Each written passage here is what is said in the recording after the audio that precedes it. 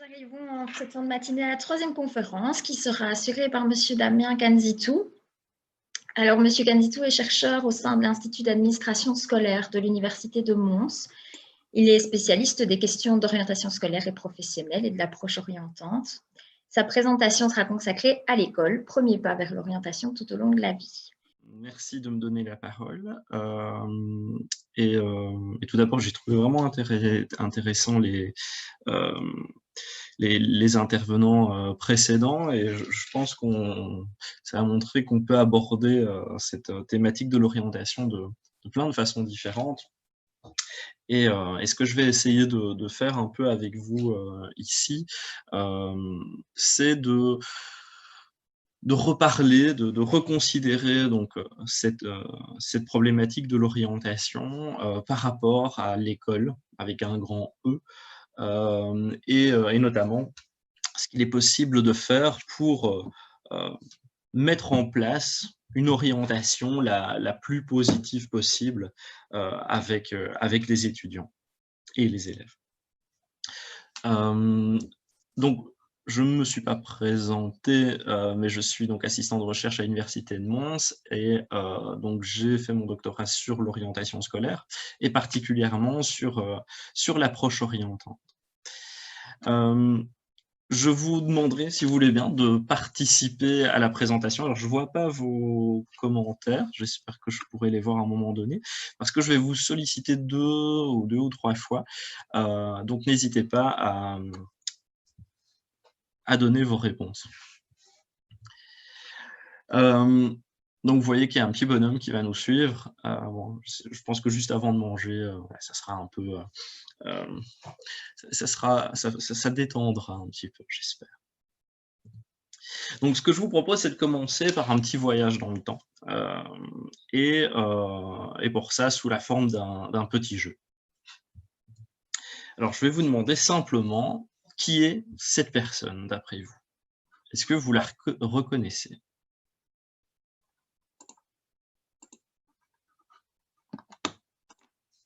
Je suis désolé. Voilà. Alors, je ne vois pas vos commentaires. Est-ce que je peux voir vos commentaires? Normalement, tu peux voir le chat. À côté du bouton partage, tu avais un bouton chat.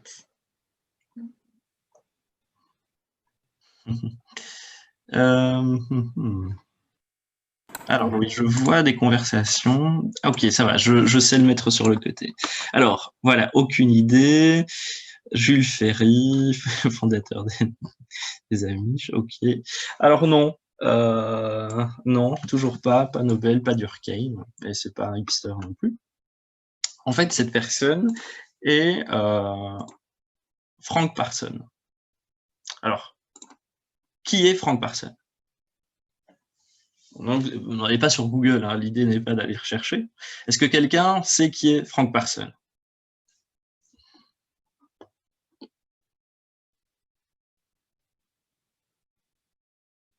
Parsons, ok. Un pédagogue sociologue, non. Parsons.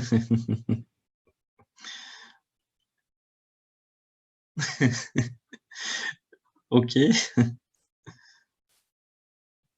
Ok, un gars, ouais, c'est un gars dans l'étude de la personnalité, un psychologue. Ok, d'accord. Alors, Frank Parsons, il est connu comme étant le père de l'orientation professionnelle. Alors, c'est le titre qu'on lui donne, hein, le titre officieux.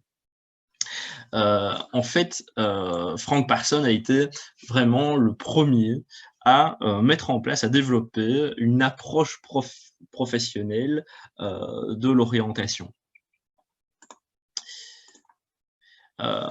C'est un avocat à la base et professeur à l'université de Boston. Et il a écrit, mais a été publié après sa mort en 1909, son livre phare qui est Choosing a Vocation. Puis voir vos propositions. J'espère que vraiment n'oubliez pas de sélectionner tous les conférenciers participants. Je pense que c'est ce que j'ai fait. Non? Voilà, c'est ce que j'ai fait. Merci, pardon. Voilà, désolé, hein, mais c'est la première fois que je fais un oui binaire de cette sorte. Donc voilà, donc il a été publié Choosing a Vocation, qui est en fait le livre phare de l'orientation, et vous allez voir que ce que proposait Parsons, en fait, on le propose toujours aujourd'hui. Alors évidemment, ça a fortement évolué, et on va essayer de voir un peu ensemble comment ça a évolué, pourquoi finalement on est où on en est aujourd'hui par rapport à cette histoire, et notamment le rôle que la Belgique ou la communauté française a pu avoir dans le développement de l'orientation, aujourd'hui l'orientation tout au long de la vie. L'idée de Parsons, c'était de définir finalement les objectifs, les rôles que les conseillers en orientation peuvent avoir dans l'accompagnement des individus, accompagnement qui, à cette époque-là, se faisait au niveau du passage vers le monde professionnel. Donc c'était un moment particulier, c'était fin de l'éducation-enseignement, début de l'engagement dans un métier.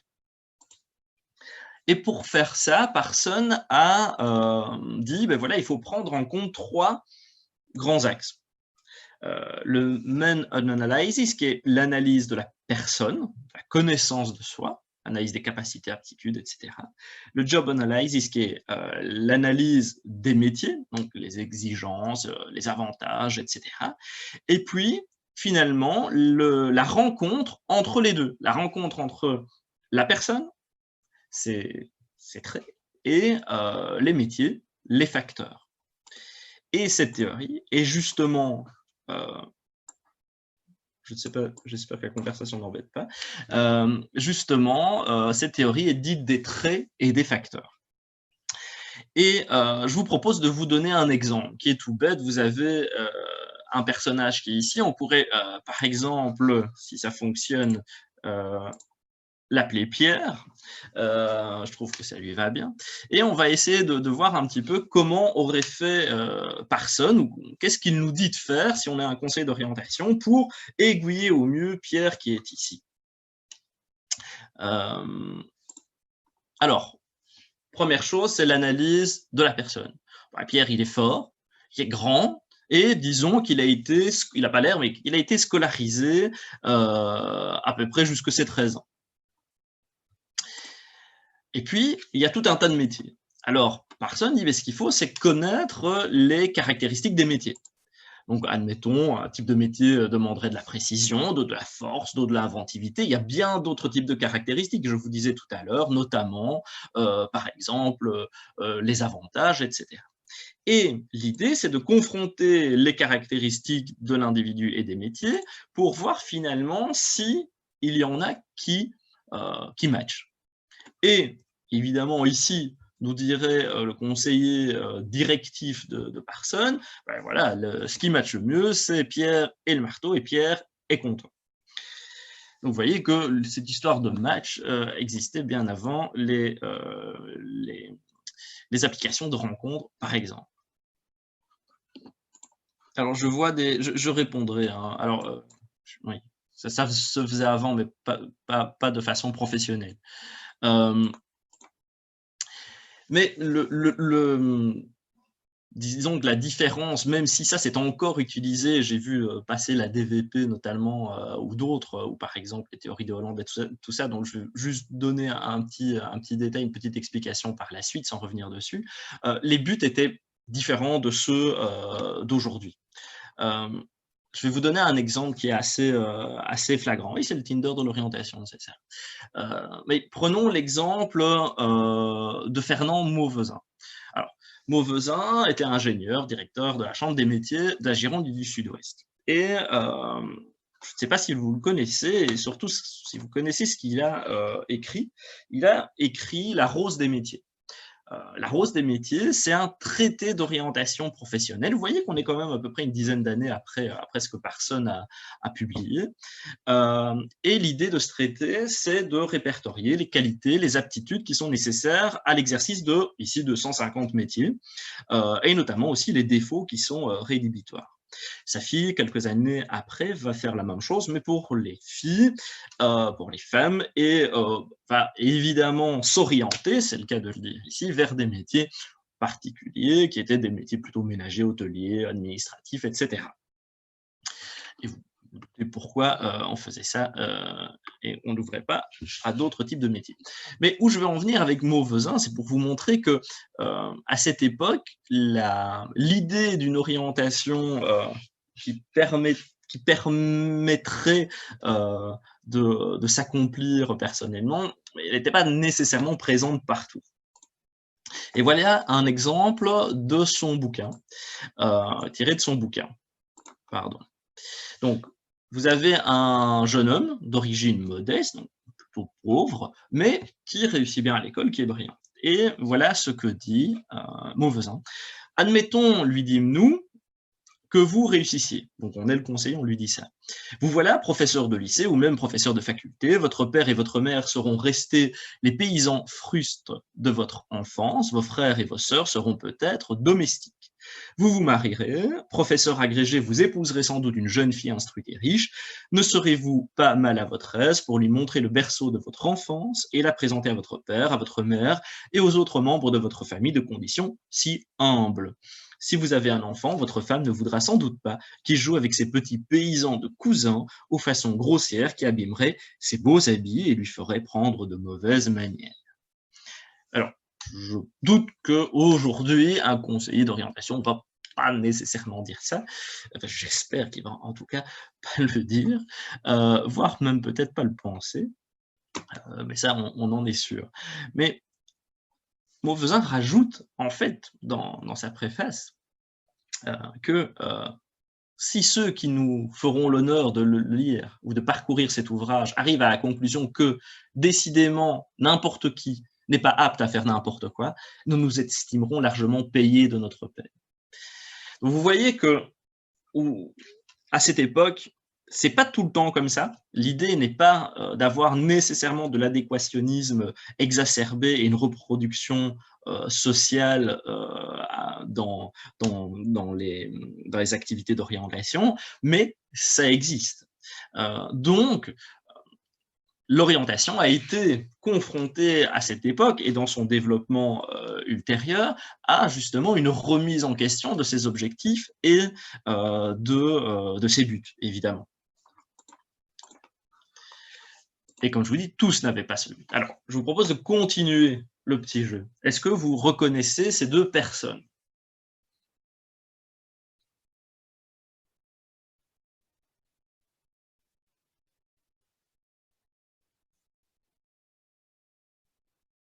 Non.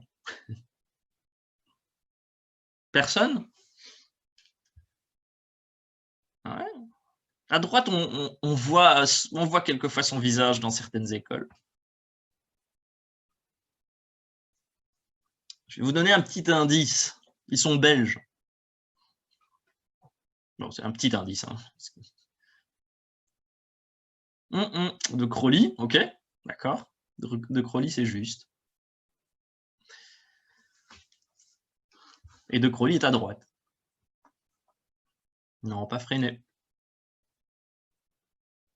Pas Jacotot, non, pas Wallon. Alors, de Crowley, c'est vrai que de Crowley est plutôt plus connu. Je vous donne la réponse. En fait, on a bien Ovid de Crowley et on a à gauche Arthur Guillaume Christians. Alors peut-être que le nom vous dit rien, Christians. Et pourtant, ce sont deux noms très connus pour l'orientation en Belgique. Et vous allez voir que ce qu'ils préconisaient n'était pas du tout cette idée de Mauvezin, mais rejoignait plutôt l'idée de Parson, mais en lui donnant finalement une teinte un peu plus moderne. Et ces deux personnes, en fait, sont, si Parson était le père de l'orientation, ces deux personnes sont un peu nos grands-pères en tant que vraiment précurseurs de l'orientation au niveau européen et international. En fait, les premiers centres, enfin les premiers offices d'orientation ouvrent en Belgique, notamment à Bruxelles, au début du XXe siècle. Et ce qui veut dire que, en fait, à cette époque, on est véritablement à la pointe de l'orientation. Alors malheureusement, ça a bien changé. Parce qu'aujourd'hui, quand on voit comment l'orientation est intégrée, par exemple, à l'école, comment l'orientation se développe en tant qu'organisme nécessaire pour les jeunes, etc., on voit qu'il y a des difficultés. Et pourtant, les grands jalons étaient déjà posés à cette époque. Donc ça laisse réfléchir. Et c'était un peu, voilà, comme les frites, on était un peu les pionniers de l'orientation. En plus, ça donne faim à cette heure-ci, je suis désolé. J'ai repris un court texte. Ah oui, belle comparaison, merci. J'ai repris un court texte de Christiance, donc du début du 20e, en 23, l'orientation professionnelle dans l'agglomération de Bruxelles. Et ce qu'ils ont vu lui faire, Christiance et de Crowley, c'est justement reprendre plutôt la perspective de Parsons, mais pour l'adapter justement au contexte belge notamment, mais sur un contexte finalement qui reflétait une jeunesse qui se cherchait, etc., et qui n'avait pas les moyens de se trouver finalement. Et Christian se disait, voilà, l'idée c'est de mettre en place une vraie orientation professionnelle, scientifique, pour éviter les erreurs commises dans les choix de carrière, parce qu'on ne tient pas compte de qui est l'individu, de qui est l'enfant, le jeune. Et ce qui est intéressant ici, c'est que Christian et De Crowley vont amener en fait, alors à la suite de Parsons, parce que Parsons le dit déjà, mais vont amener cette réflexion sur l'orientation quand on est jeune. L'orientation qui est une véritable construction, même quand on n'est pas au moment de choisir un métier. Donc que ça se construit avant. Et ça, c'est assez révolutionnaire, entre guillemets, pour l'époque, puisque on avait plutôt tendance à utiliser des tests uniquement qui mesuraient quelque chose à un moment donné et ces tests donnaient des réponses qui semblaient devoir être justes pour tout le temps, pour les personnes testées. Or, on sait que c'est pas comme ça, puisqu'on est quand même des individus qui se développent. Et déjà, De Crowley et Christians apportaient ce genre d'informations dans leur proposition. Donc, l'idée de Crowley et Christian, c'était vraiment d'examiner la personne. Ils faisaient d'ailleurs même des examens médicaux pour examiner donc les aptitudes à la fois mentales, les valeurs, les intérêts des personnes et de les matcher, toujours un peu cette idée de matcher avec des métiers particuliers. Et l'idée, c'était de quand même prendre en compte la vie du jeune et de sa famille, mais en donnant des balises particulières. Donc on voit que, en fait, par rapport à aujourd'hui, Christian et De Crowley ont apporté vraiment cette idée de construction et de nécessité d'avoir de l'information vraiment détaillée et relative à la personne et pas que au métier, mais qu'on était toujours dans un conseiller d'orientation qui était toujours plutôt directif, qui était là pour donner une bonne réponse. Or, aujourd'hui, on sait très bien qu'on n'est pas, on serait, je pense, bien ce serait bien difficile de pouvoir donner une bonne réponse en termes d'orientation à l'heure actuelle avec notre monde qui est particulièrement complexe, si on peut dire. Et l'idée, donc, c'est vraiment pour Christians de rompre avec le système d'orientation professionnelle allemand, notamment, et qui était le système le plus souvent mis en place, et qui consistait à mettre en relation finalement une analyse technique et économique des professions avec les aptitudes constatées des futurs apprentis, en confiant aux seuls enseignants le soin de déceler dans le cadre de la vie scolaire les aptitudes de leurs élèves. Donc l'idée de Crowley et Christians, c'était justement de dire, OK, l'école permet aux jeunes de se développer, mais il faut que d'autres institutions, donc des conseillers en orientation, puissent prendre le relais pour véritablement investiguer la part personnelle de l'élève. Alors, ce qui est drôle, entre guillemets, ce qui est interpellant en tout cas, c'est qu'aujourd'hui, on a presque complètement basculé. C'est-à-dire que si avant, c'était uniquement, entre guillemets, l'enseignant qui prenait ou pas en considération l'orientation du jeune et que justement des personnes comme Christian Sédecrolli ont dit oui, mais il faudrait d'autres professionnels pour l'accompagnement. Aujourd'hui, on est un peu dans le cas inverse. Ce sont presque uniquement les personnes, enfin des institutions externes comme notamment le centre PMS qui vont prendre en charge cette mission d'orientation et finalement les enseignants n'ont plus véritablement cette mission d'orientation, même si ça apparaît encore dans les textes, et notamment dans le décret mission, et notamment dans le pacte pour un enseignement d'excellence. Mais on voit qu'il y a eu un vrai basculement. Alors, c'est assez difficile à expliquer ce revirement c'est assez complexe à expliquer ce revirement finalement de considération. Mais malheureusement, après De Crowley et après Christians, cette idée de travail conjoint et de spécialiste en orientation a c'est quelque peu volatilisé chez nous.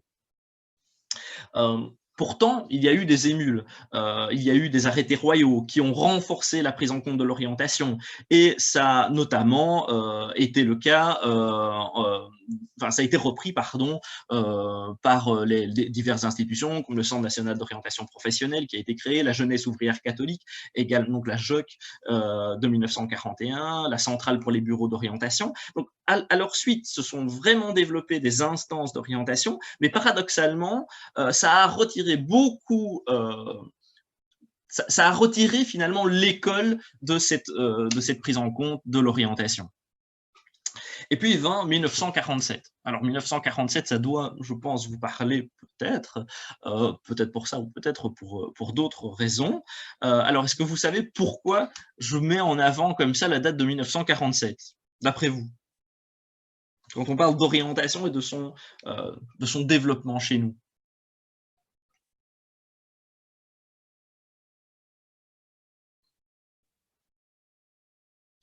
Personne?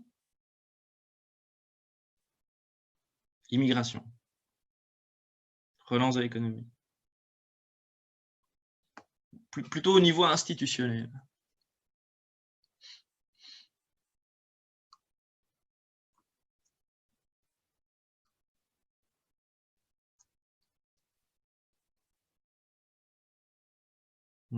Pacte scolaire, d'accord. Début des PMS, ok. Droits de femmes, guerre scolaire, ok, ouais, on est dans cette période de guerre scolaire, effectivement.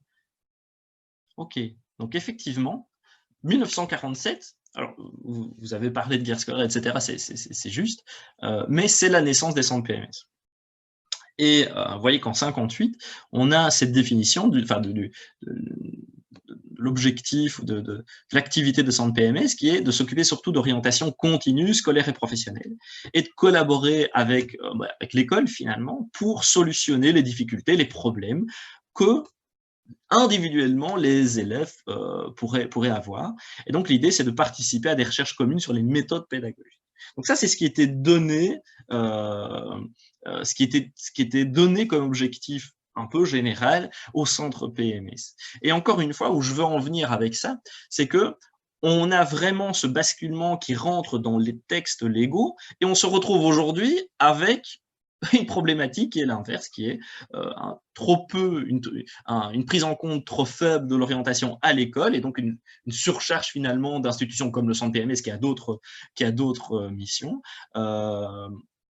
Et des institutions externes comme le FIEP, comme d'autres, voilà, etc., dont on a déjà parlé. Et ça, c'est une problématique qui vraiment s'est creusée de plus en plus au cours du temps. Alors qu'on peut se dire, ben, tiens, c'est paradoxal vraiment, puisque l'orientation entre de plus en plus dans les textes, mais en fait, elle ressort de plus en plus de l'instance scolaire.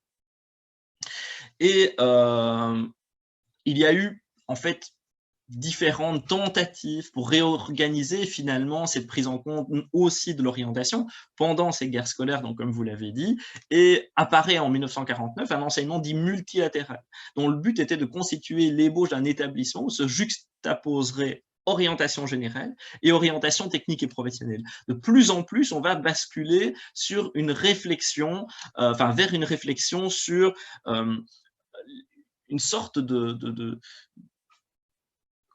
on va séparer de plus en plus finalement les orientations possibles pour arriver au système de filière, etc., qu'on connaît aujourd'hui.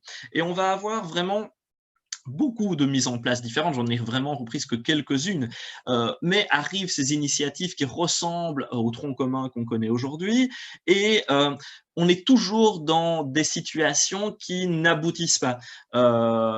Et on doit attendre quelquefois une dizaine d'années pour que effectivement les choses bougent et qu'on arrive à un tronc commun qui est peut-être, on va le voir après, qui est peut-être commun ou pas, et justement à des mises en place expérimentales qui s'actualisent réellement à l'école. Et arrive évidemment dans les années 70 l'enseignement dit rénové, qui est véritablement,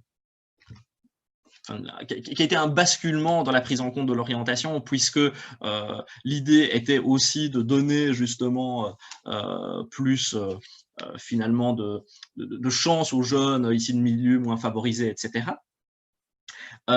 Et d'affaiblir aussi tout ce qui est handicap socioculturel, évidemment, comme c'est écrit ici, et tout ça pour donner à chacun la possibilité de s'épanouir.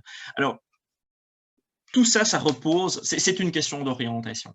C'est parce que des gens comme De Crowley et Christians ont apporté cette vision d'une orientation qui se développe, qui est une construction de la personne, que des initiatives comme l'enseignement rénové, notamment, ont pu apparaître. Et c'est pour ça qu'aujourd'hui, on se retrouve avec des problématiques comme celles qui sont mentionnées dans le pacte pour un enseignement d'excellence, quand on nous parle notamment de troncs communs qui devraient passer à un an supplémentaire, etc., etc. Mais on voit que quand on regarde un peu l'historique, eh bien, il y a vraiment eu des creux par moment ou des activités qui n'ont pas pu être poursuivies à cause de mésententes politiques, par exemple. Et donc, on voit comme ça que ce n'est pas du tout un long fleuve tranquille qu'est le développement de l'orientation chez nous. Et on arrive donc notamment avec le rénové à ces systèmes d'attestation d'orientation qui existent toujours aujourd'hui et qui posent notamment question sur finalement c'est quoi l'orientation? Est-ce qu'on la rend instrumentelle, puisqu'on a des AOA ou BOC qui délivrent le message orientant aux élèves sur la base souvent malheureusement uniquement des notes scolaires et trop peu souvent d'autres considérations, même si ça a tendance à se développer aujourd'hui. Et tout ceci a abouti à cette forme de hiérarchisation implicite des filières qu'on connaît, toujours évidemment en défaveur des filières qualifiantes. Donc, je vous parlais tout à l'heure du décret mission, je ne vais pas revenir dessus, mais donc il y a aussi donné une plus grande responsabilité, notamment au conseil de classe dans ce traitement de l'orientation. Malgré tout ça, malgré tous ces développements, c'est ce que je vous disais déjà juste avant, des problèmes persistent au niveau de l'orientation. Et on arrive aujourd'hui à un premier degré qui est cette gare de triage, qui trie les élèves, avec un contexte de quasi-marché qui a déjà été énoncé avant, et finalement à une orientation qui, alors qu'elle était vue au tout début du XXe siècle par des Belges qui ont insufflé la création de diverses institutions qui étaient donc perçues comme une véritable construction dès le plus jeune âge, eh bien, on est arrivé à finalement une école qui s'est approprié ou réapproprié cette orientation et qui en a fait une forme de sélection. Donc ça pose vraiment en question comment on en est arrivé là. Et l'idée, c'est aujourd'hui, si on veut changer les choses ou si on veut que cette orientation soit moins sélective, eh bien, il ne faudrait pas refaire les mêmes erreurs qu'auparavant parce qu'on voit que de bonnes intentions, finalement, mènent à des dispositifs qui ne sont pas nécessairement toujours optimaux. Un exemple, alors je vous parlais du tronc commun, je vous disais, est-ce qu'il est vraiment commun ce tronc? Et on nous propose de l'allonger à une 3e année, mais il y a déjà un problème à l'heure actuelle dans ce tronc commun et donc ce tronc qui finalement oriente les élèves parce qu'il n'est pas véritablement commun. Si vous regardez ici le tableau, en fait, ça vous présente pardon, ça vous présente où sont arrivés des élèves 4 ans après, s'ils étaient soit en première C, donc première commune, ou bien alors en première différenciée. Eh bien, 4 ans après, on a 18%, par exemple, des élèves de première D qui sont sortis du système scolaire. Donc, ça veut dire qu'on a presque un cinquième des élèves de première D qui se retrouvent ailleurs, donc en dehors de l'école. Ça pose question. Parce que, alors on pourrait dire, ok, ils sont sur le marché du travail, ou je ne sais pas, mais on a les chiffres n'ont pas l'air de dire ça, puisque on voit que en première D, on est 4 ans plus tard à peu près 0% en cinquième de transition, mais on se retrouve bien plutôt en quatrième de qualification. Donc ça veut dire que après 4 ans, 26% vont être en qualification et vont avoir doublé. Tandis que cette différence est, ces pourcentages sont différents en première C, où on voit que 4 ans plus tard, on est à peu près à 37% d'élèves qui se retrouvent en cinquième de transition. Donc, en fait, on est dans un système de tronc commun qui n'est pas commun, puisque il n'est pas commun à tout le monde. C'est la même chose si on regarde les indices socio-économiques des élèves. On voit qu'il y a une nette fracture au niveau du différencié. Donc, ça veut dire qu'on a des élèves qui présentent des difficultés scolaires, qui sont socio-économiquement plus défavorisés et qui sont en fait déjà préorientés, en quelque sorte, par le système. Donc, ça veut dire que le système tend à reproduire la fracture sociale, socio-économique déjà présente dans les familles. J'ai vu un message tout à l'heure apparaître dans ce sens. Donc finalement, c'est l'idée d'Orwell et de la ferme des animaux, où certains sont plus égaux que d'autres. Un dernier graphique pour vous montrer ça, qui est déjà passé. Si on regarde l'orientation des élèves à 15 ans par décile socio-économique, ça veut dire que tout à droite, ce sont les plus favorisés, tout à gauche, les moins favorisés. Eh bien, en gros, les plus favorisés vont se retrouver à peu près à un peu plus de 80% dans l'enseignement dit général. Et vous voyez que les moins favorisés, ils sont moins de 10% à fréquenter l'enseignement général. Et vous voyez que ils sont plutôt répartis notamment d'enseignement professionnel ou de l'enseignement en alternance, par exemple, qui fait partie de l'autre ici. Et ce qu'on remarque, c'est qu'il y a un véritable escalier. Donc notre système, en plus d'être finalement, de renforcer les inégalités, les renforce, mais véritablement par palier. Ça veut dire qu'on va surtout les renforcer pour les plus faibles, et puis et de moins en moins jusque les personnes les plus favorisées. Donc on a vraiment, on parle d'effet toboggan également, puisque quand on est, enfin, il est très difficile finalement, si l'image n'est pas très positive, de remonter la pente. Alors l'idée n'est pas que passer du professionnel au général soit quelque chose de meilleur, mais c'est difficile dans les faits de véritablement y arriver quand on est un élève dans notre système éducatif. Et donc, on en conclut que l'orientation, c'est de la sélection. Vous voyez que je mets un point d'interrogation quand même, parce que en fait, l'orientation, elle est plutôt envisagée chez nous comme une alternative au redoublement. C'est parce que voilà, tu n'as pas réussi, ben, on va plutôt te mettre là, comme ça, tu continues ton cursus. Bon, tu vas peut-être doubler une fois, mais tu continues ton cursus. Mais on ne te donne pas vraiment la possibilité de le suivre où tu veux.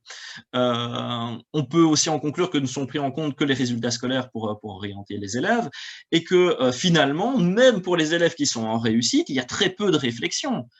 Si je vous donne mon exemple personnel, j'étais dans l'enseignement général, j'ai suivi, parce que là, j'ai suivi mes 6 années, j'ai choisi effectivement une option à un moment donné parce que ça se pose, mais, et encore je me demande comment j'ai choisi, je ne sais rien, j'ai été faire des maths, je ne sais pas pourquoi, je suis un peu mazou, je ne sais pas, et on m'a jamais à aucun moment posé une question. On m'a jamais demandé, tiens, enfin, on n'a jamais en tout cas pris la peine pour ce type d'élèves de leur poser la question, leur construire finalement, leur permettre de se construire. Et donc, on ne le permet pas en imposant finalement, je caricature à peine, aux élèves les moins favorisés, ceux qui sont dans des situations plus délicates au niveau scolaire, et la même chose pour ceux qui réussissent, par exemple, plus facilement, eh bien, eux, on va laisser leur dire, ouais, voilà, continuez votre chemin, il est tout tracé, votre chemin, continuez. Mais ce qui se passe, c'est que, par exemple, je reprends mon exemple personnel, c'est qu'à la fin de ma 6e, eh bien, je n'avais absolument aucune idée de ce que j'allais faire, et j'ai été faire de la bio. Et comme finalement, je me suis aperçu très vite que ça ne me plaisait pas, ben, j'ai arrêté. Bon, après, j'ai connu Mons et ses cafés, puisque j'étais moins intéressé par les cours, mais voilà, ça m'a fait perdre un peu de temps dans mon cursus. Et voilà. Et donc, peut-être que finalement, si on m'avait permis de me construire personnellement et professionnellement plus jeune, à l'école, peut-être que j'aurais pas perdu cette année et que ça n'aurait pas coûté aussi, parce que ça coûte aussi évidemment, à mes parents notamment. Et on a cette forme donc de relégation vers des filières connotées moins intellectuelles ou davantage manuelles. C'est effectivement extrêmement sensé de dire, en tout cas c'est le message qui peut arriver, que pour aller, je sais pas, pour se servir d'outils, il faut avoir de moins bons résultats. C'est ce type de message. Tiens, tu as des moins bons résultats, tu vas aller faire un métier manuel. Bon, je n'ai pas l'impression que ce soit ça dans les faits, mais malheureusement, c'est le message qui peut être perçu. Alors, il existe quand même des tentatives, et je vais vous en présenter une assez rapidement, qui est l'approche orientante, qui est donc une tentative pour minimiser cet effet de reproduction sociale et notamment pour permettre une construction personnelle et professionnelle des élèves. Alors, c'est proposé dans le pacte pour l'instant sous les termes approche éducative de l'orientation. Bon, malheureusement, c'est mon avis personnel, c'est pas encore assez développé dans le pacte, et on trouve des choses assez particulières puisque par moment les objectifs sont réduits. On parle dans les déclarations politiques communautaires, par exemple, de stages de 3 semaines en troisième, des choses comme ça. C'est pas l'idée. J'espère que vous allez comprendre assez rapidement que c'est pas du tout l'idée de faire des stages d'orientation, mais bien de développer une approche véritablement éducative. Les termes portent bien leur nom, une approche éducative de l'orientation. On apprend à l'école, par l'école, à se développer, à développer son orientation. Et donc, cette approche orientante, c'est une philosophie de travail. Donc ça, c'est important. C'est une philosophie de travail. Ça veut dire que ce n'est pas une réforme, ce n'est pas un projet. C'est une philosophie. C'est dire que l'orientation scolaire, ça peut être travaillé à l'école, ça peut finalement s'intégrer dans la vie quotidienne des jeunes, et ça demande l'implication des acteurs concernés. Donc ça veut dire le jeune, sa famille, tous les profs, les centres PMS, les organismes extérieurs, les entreprises, toutes les personnes qui finalement interagissent à un moment donné dans cette construction personnelle des élèves. Et l'idée donc de l'approche orientante, ce qui n'est pas encore mis en place chez nous véritablement dans notre enseignement, c'est le fait d'intégrer l'orientation dans le projet éducatif. Et pour évidemment en évaluer les effets par après sur l'orientation et des élèves et réajuster selon le cas échéant. L'idée, c'est d'intégrer l'orientation dans les disciplines scolaires, dans la mise en place quotidienne de l'école, de l'enseignement, de l'éducation. L'idée, et ça c'est pas neuf, vous allez voir, c'est l'idée de mieux se connaître. Donc c'est ce que nous disait déjà Parson, etc. en 1909 et d'autres Belges notamment, à être plus motivés. C'est aussi essayer d'accroître la motivation, à établir, mais donc comment, notamment en établissant des liens entre ce qu'on fait à l'école, ce qu'on vit à l'école, donc au sens plus global que uniquement disciplinaire, et puis finalement nos propres projets de carrière ou de vie, ou en tout cas ce qu'on commence à construire, et puis à développer justement ces projets personnels et professionnels. Et vous voyez que nous avons les deux termes dans cette approche orientante, ou l'approche éducative de l'orientation, c'est le projet personnel, donc c'est de la personne, et puis le projet professionnel, qui est l'idée de pouvoir concilier à la fois le développement de soi, et puis d'un soi général, et puis le développement d'un soi plutôt professionnel. Et donc l'idée, c'est ce que je vous disais, c'est d'intégrer des notions liées à l'orientation dans les contenus disciplinaires et dans finalement les autres activités scolaires. Et pour ça, il faut que tout le monde collabore. C'est assez simple et c'est intuitif. Si un seul prof intègre des contenus d'orientation dans son cours, ça n'aura pas beaucoup de portée. Oui, ça va avoir un peu de portée à ce moment-là, dans ce cours-là, mais quid des liens et justement du caractère développemental, du caractère complexe du développement de l'orientation. Si un seul enseignant le fait, ça n'a pas beaucoup d'intérêt. Si quelques enseignants le font, une fois par an, entre guillemets, ou le font quelques fois, ça n'a pas beaucoup d'intérêt. Et ce qui veut dire aussi que si seulement le centre PMS fait des actions d'orientation, ou si l'école, entre guillemets, se décharge de ça par rapport au centre PMS, eh bien évidemment, ça va manquer aussi de pertinence. Parce que l'idée de l'orientation, c'est d'avoir ce côté développemental, ce n'est pas d'avoir un one-shot à un moment donné. Et donc cette approche orientante, vous voyez qu'elle n'invente rien, elle essaye juste de reprendre finalement un peu de bon sens et se dire que puisque l'orientation, enfin bien s'orienter, ou en tout cas trouver un sens, eh bien ça demande évidemment de développer des contenus disciplinaires, des compétences disciplinaires pour savoir faire quelque chose, pouvoir élaborer des projets, etc. Mais aussi tout ce qui concerne, ça demande de développer tout ce qui concerne la connaissance de soi, sa réflexivité, etc. Donc des compétences plus méta. Et c'est ce que fait l'approche orientante, c'est ce qu'elle cherche à faire. Et pour faire ça, il y a 3 grandes phases. Il y a l'infusion, la collaboration et la mobilisation. L'infusion, c'est ce travail des contenus, c'est comme du thé, c'est ce travail des contenus dans les disciplines. On fait référence au monde professionnel, à la connaissance de soi, au monde scolaire, etc. On essaye de donner des informations.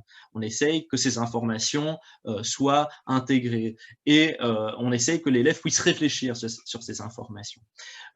Il y a aussi le pan de la collaboration, c'est que tout le monde puisse collaborer dans la construction d'activités orientantes notamment. Et puis, c'est la mobilisation, c'est l'intervention vraiment auprès du jeune et la mise en projet petit à petit du jeune. Ces 3 phases, évidemment, ne se passent pas qu'une seule fois. On fait de l'infusion un peu tout le temps, puisque il y a toujours une nécessité au minimum d'informer et de travailler sur les types d'informations et finalement aussi les objectifs que l'élève peut avoir par rapport à ces informations. Donc ça veut dire tout ce qui concerne ses valeurs et sa réflexion sur le monde qui nous entoure. Je vais pas beaucoup parler, je vais pas vous parler beaucoup plus de cette approche orientante parce que je voudrais juste revenir sur une considération un peu plus générale de l'orientation à l'heure actuelle. Mais vous avez ainsi donc approcheorientante.be. Vous avez un peu le primeur ici du nouvel aspect du site qui est en construction.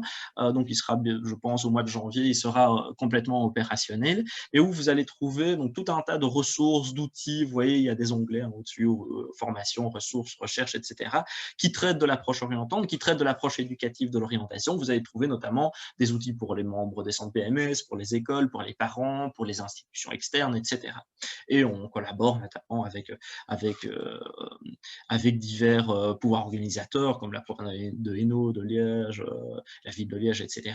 et avec d'autres institutions comme le CIEP, par exemple. Vous avez, alors oui, je fais ma pub, comme dirait l'autre en dessous, mais vous avez des bouquins, c'est pas pour faire ma pub, mais vous avez des bouquins ici qu'on a rédigés sur finalement comment on peut penser cette approche orientante et comment on peut penser cette intégration de l'orientation dans un 21e siècle qui est assez complexe et qui finalement est en pleine redéfinition, mais on essaye de ne pas redéfinir à partir de rien, comme j'essaie de vous montrer, mais bien à partir notamment de notre historique et de tout ce qui a pu se développer par ailleurs.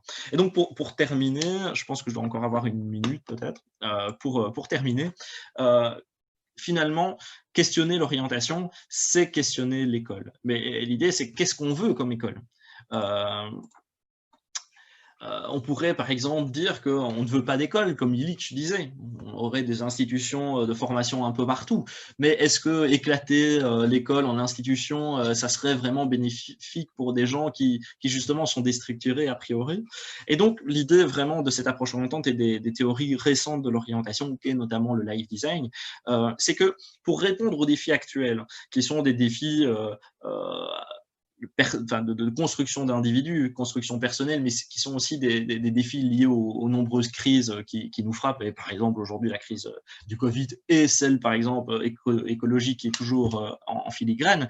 Eh bien, l'idée, c'est que pour répondre à ces défis, l'orientation, qu'elle soit scolaire ou professionnelle, ça n'a pas beaucoup d'importance. C'est que elle vit justement une construction tout au long de la vie des individus pour évidemment les préparer à entrer dans le monde du travail, mais aussi leur assurer une profession décente et des transitions professionnelles optimales. Et pour ça, on se rend compte qu'il est nécessaire de développer des capacités dites réflexives, personnelles, professionnelles, qui permettent finalement une adéquation optimale ou le plus optimale possible entre l'emploi et la formation tout au long de la vie. Et donc, je termine sur ça, parce que je ne vois pas mon petit timer.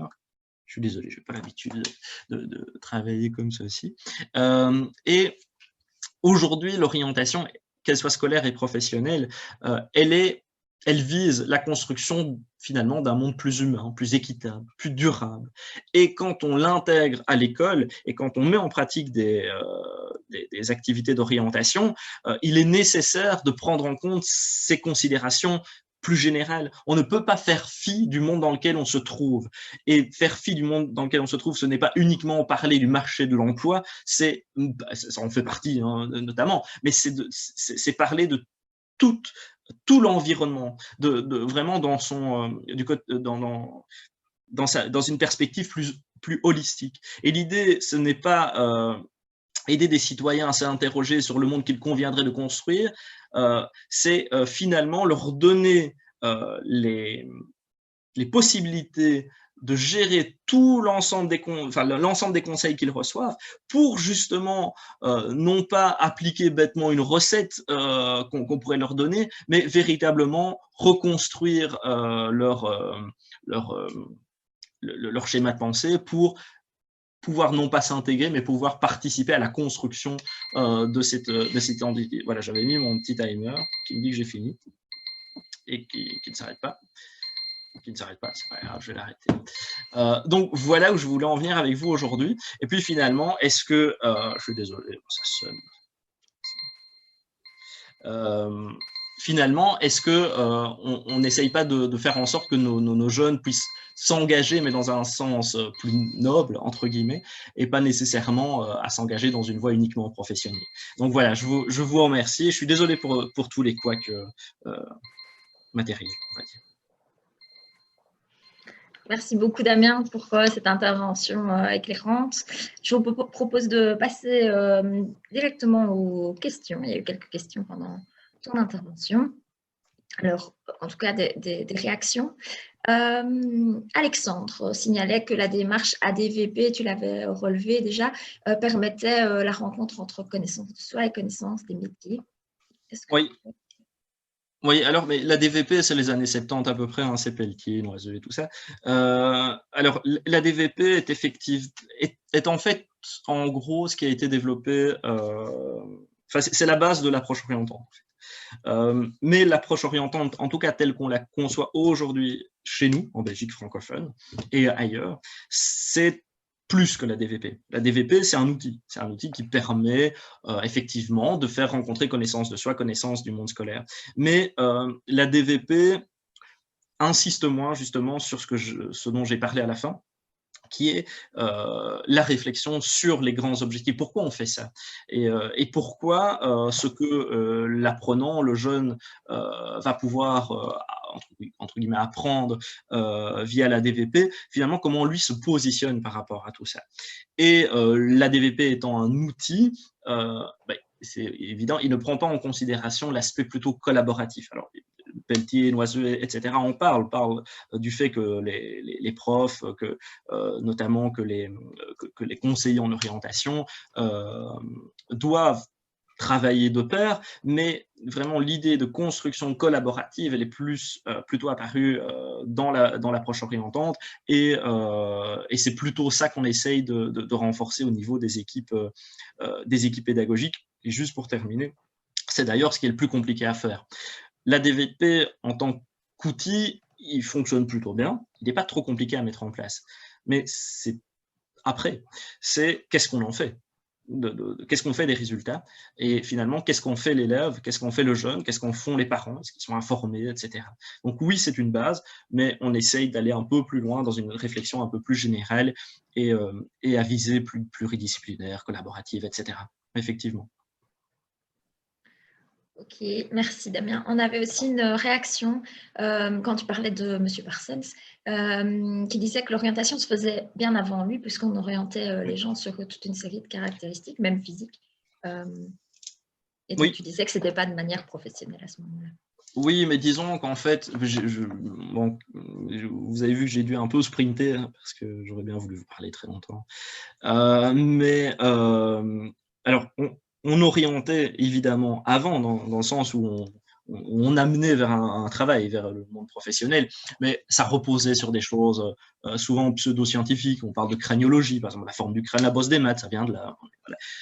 Et tout un tas de théories de ce genre. Et souvent, en fait, l'orientation n'était pas un problème. Pourquoi? Parce que enfin, je stéréotype un petit peu, mais grosso modo, parce que les sociétés étaient plutôt basées sur l'agriculture, l'économie était plutôt basée sur l'agriculture. Et donc, on n'avait pas besoin, en fait, d'un nombre assez conséquent d'individus qui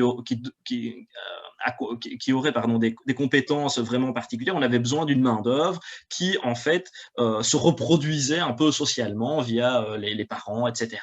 Et donc, la question de l'orientation ne se posait pas vraiment. Elle a commencé à se poser quand l'économie s'est finalement un peu mondialisée, avec l'arrivée des sociétés telles Ford, Toyota, etc., qui ont demandé une grosse masse de gens. Et bien là, l'orientation, elle se dit, bah, OK, pour faire tel métier technique, il faut telle compétence, et donc on va essayer d'associer un individu à un type de métier particulier.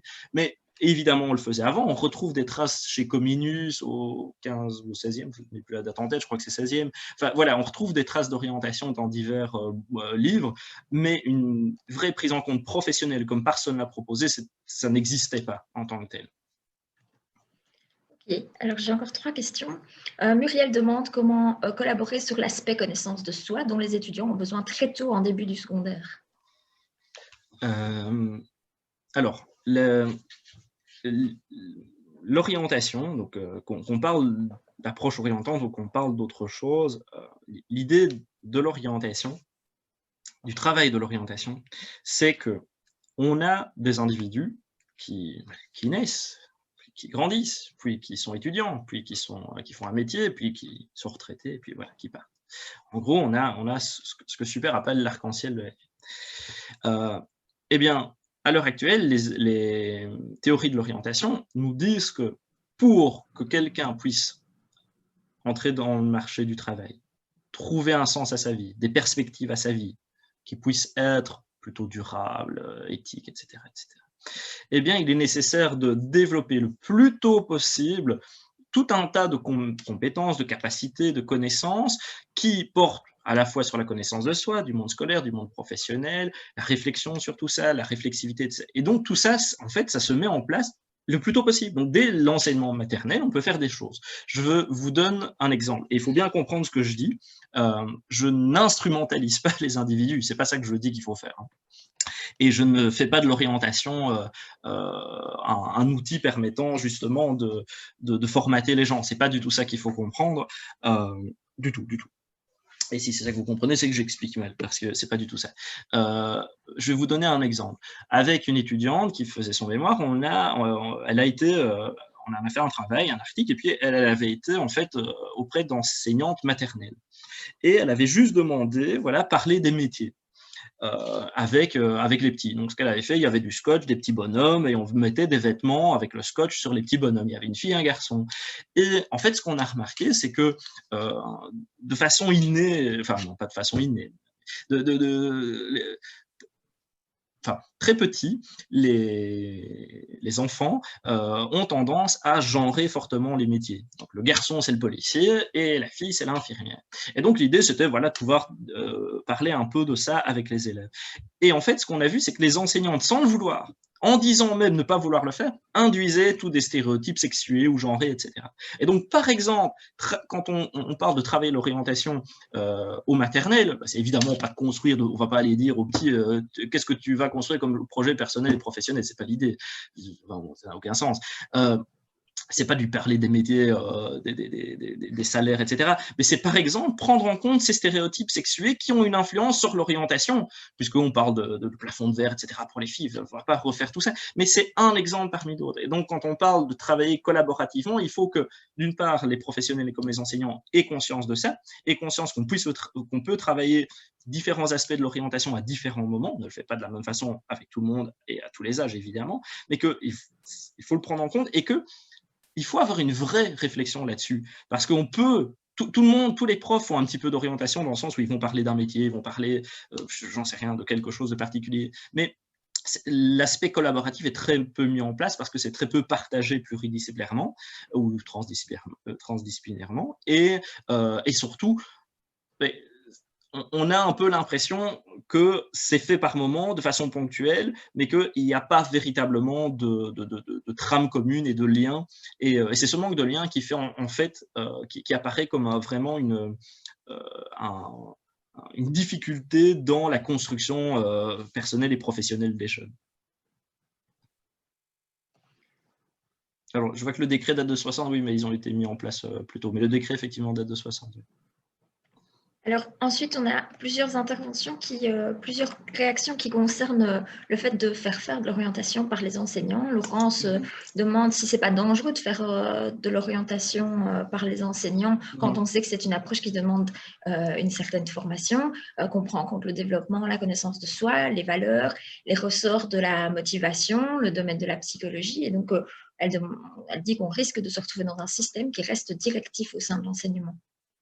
Oui, alors évidemment, l'idée, c'est pas de faire ce qu'ont fait Christians et de Crowley, enfin ce qui a amené à la construction entre guillemets d'une seule instance qu'est le centre PMS qui devait s'occuper de l'orientation. On ne veut pas rebasculer et dire il faut que les enseignants uniquement s'occupent de ça. Ce qu'on veut dire, c'est que en fait, l'enseignant, dans sa pratique, peut agir sur certains aspects qui sont en lien avec l'orientation. Il peut donner des informations, tout bêtement, c'est plus simple, entre guillemets, il peut donner de l'information sur des métiers, il peut donner de l'information sur j'en sais rien, sur ce qu'il veut. Et donc ça, c'est possible de l'intégrer dans un travail disciplinaire. Donc ça ne demande pas une réforme de l'enseignement, ça ne demande pas aux enseignants de réformer leurs cours, ça demande juste d'intégrer à certains moments, pas tout le temps, certains aspects. Et l'idée, c'est que quand on propose dans les cours ces contenus dits vocationnels, comme disent les Québécois, ou ces contenus liés à l'orientation, eh bien, ça permet, il faut évidemment permettre